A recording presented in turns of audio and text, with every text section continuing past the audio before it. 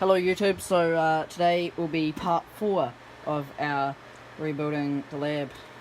This is where we get to kind of the meat and potatoes of everything. We're going to fire up the Proxmox server and actually get it installed. So that will be great, and then we can start doing more software side of things. So yeah, let's do that. We've got the Proxmox flash drive. First we have to configure the iDRAC in this, which is why it's not plugged in yet. Mouse, keyboard and monitor, everything set up. So yeah, we've got to walk us through setting up the iDRAC. So yeah, let's do it. So when we get to the screen, it has all these options in the corner, but yeah, we don't need any of those obviously because we're not doing any of that. So we'll just wait for iDRAC to pop up.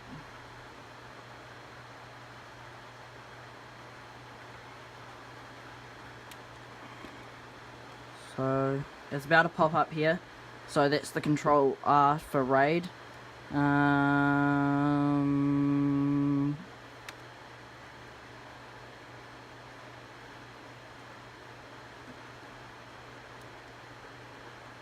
Control E. So here you get to that screen, you hit Control E, and it gives you this. So iDRAC LAN. So that's basically, you want to turn the iDRAC on. Yeah. That you want to do that.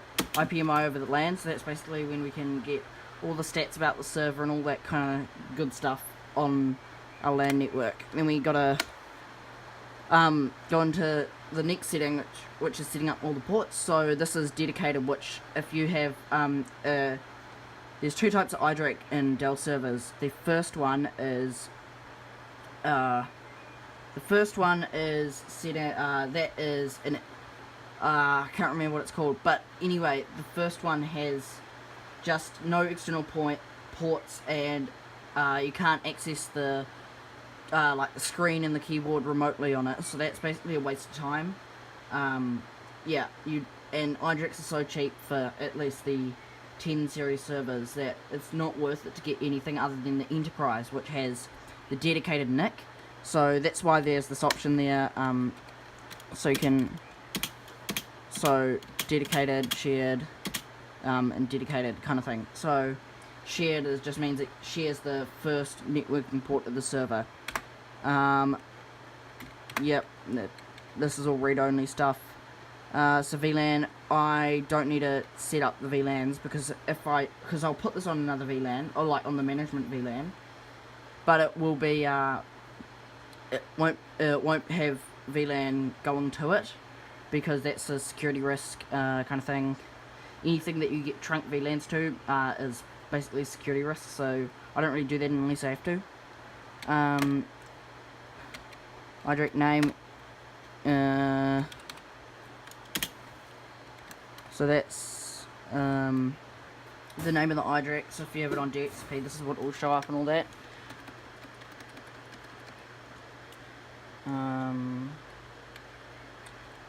I'll just call it something like iDRAC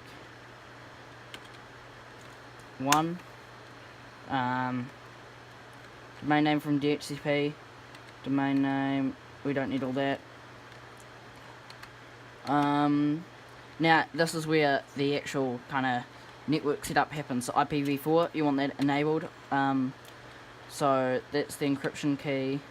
So that's static. So we want this on 10.10.10. Let's say 71.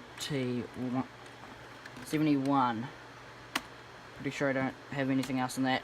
As soon as we get the server set up, like one of the first VMs going into that will be a IP address mapper, so I can double check to make sure that I have everything right. So yeah, this is all the rest of your standard setup. IPv6 disabled, I don't need that on here. And then that's advanced stuff. And this is, I'm pretty sure this thing is for, there's a little SD card that goes in the back, and that allows you to remotely install Proxmox on it. So I'm not going to do that just because I might. It depends what I feel like. So that's where you can like auto or whatever. So it's probably best leave it at auto. So that basically wipes the thing. So I believe I have a card in the back of this. Yes, I have a card in the back of this, so that will do its thing. Then we have the V flash, whatever this is. It's just all the SD cards and stuff. So yeah, it's just a gig SD card, basically. Then you have all this kind of stuff. So system services. Don't really know what this does. This is the LCD on the front of the server, so it allows you to set up stuff. So mine's set up to Hello World.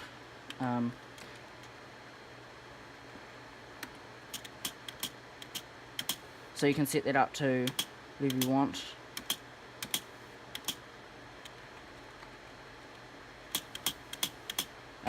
Yeah. So I'm not going to touch that, basically. Then this is all your stuff. So basically this is where you set up your users. So go to make our password. Whoops.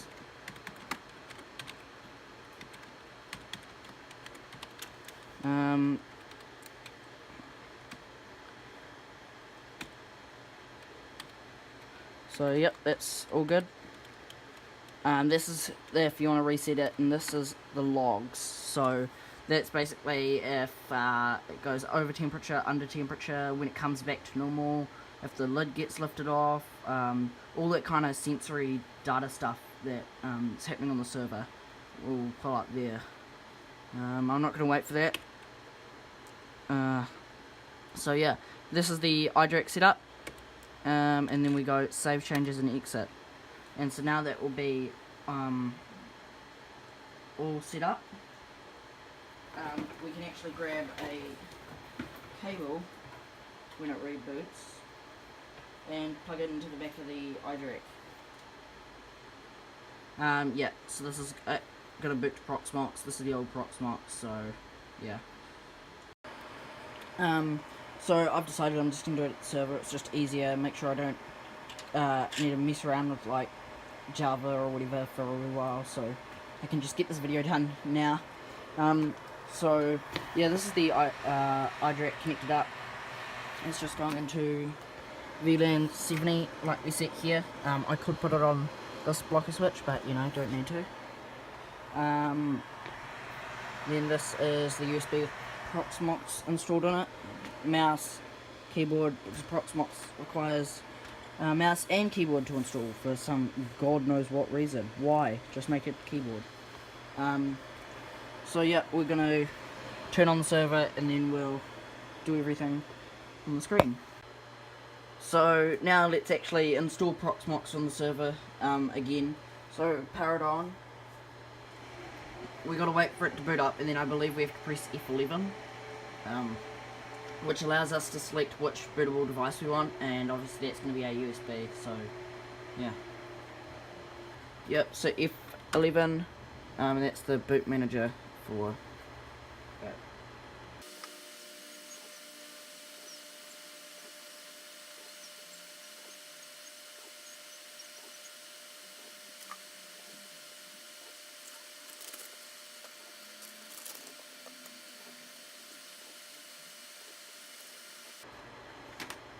So here's where we select what we want to boot off. So that's the my RAID 10 of the 4 1TB Enterprise 7200 RPM drives. I'd like to get a couple of SSD to fill the slots, but you know, monies. Then we can, but we want to boot off the back USB, which brings us to this screen, which is the Proxmox Install screen.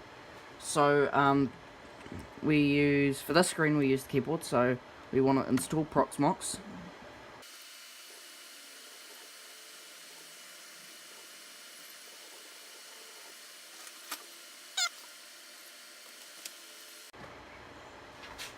And then on the screen we can hit the, we use the mouse for the screen, so I agree. And we want to install this on the RAID array. If you have a HBA, you can do a pass through. You can, and it passes through the drives raw. You can set it up with ZFS, but mine doesn't do that, so we're just going to use that default.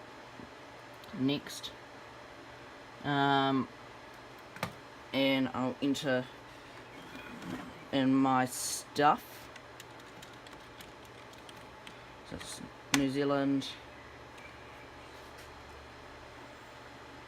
Next, and then I'll enter in password.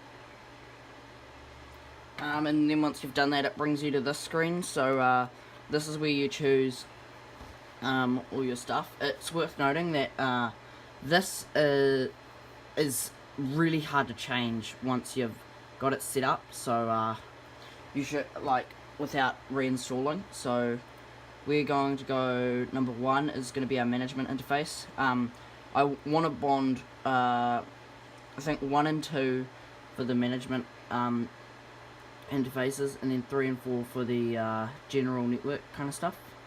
So 1, and then our host name is going to be T. Let me check in my piece of paper. It's going to be T.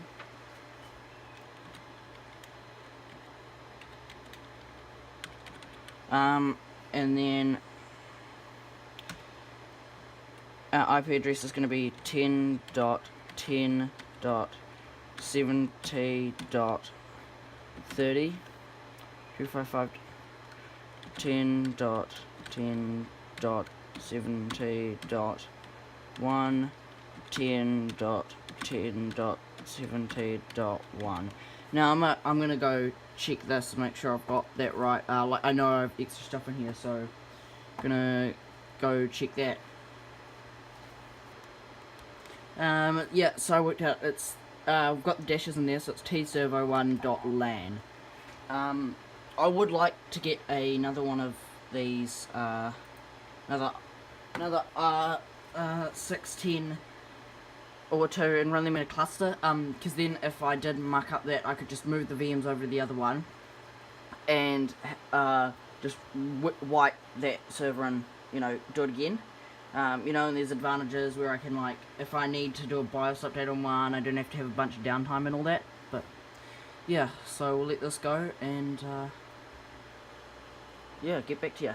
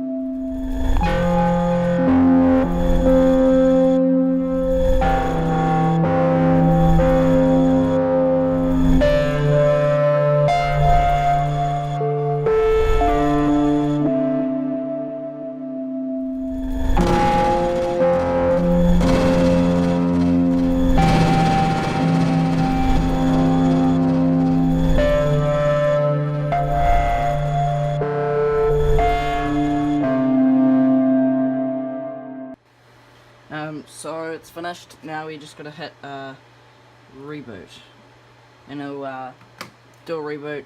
It says remove the CD, so in our case that's the USB stick. So just pull it out, and we'll go for a reboot. And when it comes back in line, hopefully everything will be good.